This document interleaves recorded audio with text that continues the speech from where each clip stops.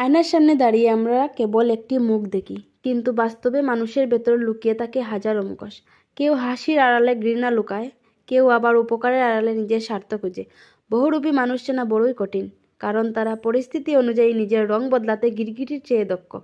বহুরূপী মানুষের সবচেয়ে বড় বৈশিষ্ট্য হলো তাদের ব্যবহারে পরিবর্তন। যতদিন আপনার কাছে তাদের কাজ থাকবে, ততদিন তারা আপনার মতো ভালো মানুষ দ্বিতীয়টি খুঁজে পাবে না।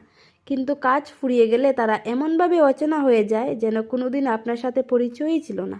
আমরা যখন কাউরে সরল মনে বিশ্বাস করি, বহুরূপী মানুষরা তখন সেই সরলতাকে দুর্বলতা মনে করে। তারা সামনে এক কথা বলে আর পেছনে অন্য বিষ ডালে। এই ধরনের মানুষেরা কখনোই কারোর আপন হতে পারে না, কারণ তাদের কাছে সম্পর্কের চেয়ে সুযোগটাই বড়। গিরগিটি রং বদলায় আত্মরক্ষার জন্য, আর মানুষ রং বদলায় স্বার্থ রক্ষার জন্য। এই এক লাইনের বহুরূপী মানুষের পুরো চরিত্র ফুটে ওঠে।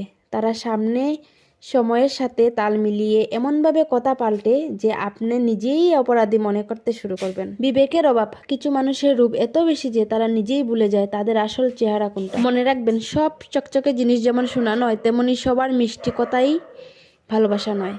তো বন্ধুরা, এটাই বাস্তব।